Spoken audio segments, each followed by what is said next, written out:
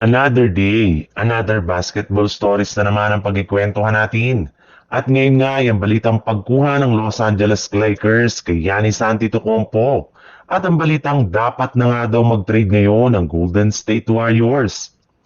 Isa na nga sa mga lineup ngayon ng Los Angeles Lakers sa mga maituturing na championship contender ngayong season. Sa maaga nila na pag-angat sa standing ng Western Conference. Pero sa kabila nga niya ay may ilan pa rin nga ng mga analyst at fans ang nagdududa ngayon sa kakayanan ng team na makakuha ng titulo.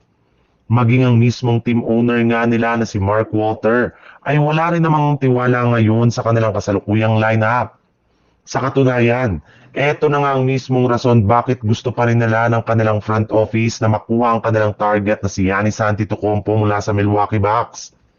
Willing na rin naman nga na ang kanilang team na isakripisyo ang ilan sa kanilang mga batang players at draft pick para makakuha lamang ng kampyonato at para sa future ng kanilang prangkisa. Yes, sa wakas nga ay nilinaw na nga ng Lakers na desidido pa rin talaga sila na makuha si Giannis Antetokounmpo sa lalong madaling panahon para lamang may tandem ito kay Luka Doncic next year.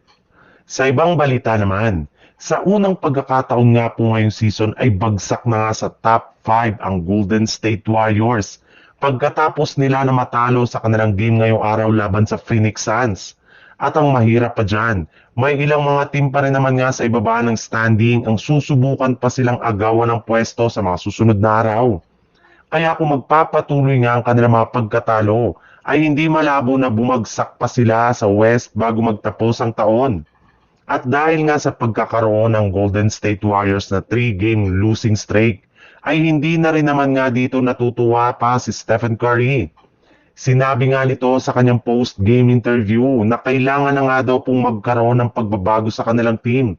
Dahil kung ganyan lamang nga parate ang kanilang performance ay asahan na nga po ninyo na hindi sila makakapasok sa darating na playoffs. Suggest pa rin naman nga ng halos lahat ng mga NBA analyst na kailangan na nga daw talaga ng Warriors na gumawa ng trade sa lalong madaling panahon at makakuha ng either isang legit na scorer o isang big man na makakatulong kina Stephen Curry at Jimmy Butler sa pagpapalakas ng kanilang opensa at depensa. Sa ganyang paraan nga mga sila makakaangat ngayon sa standing.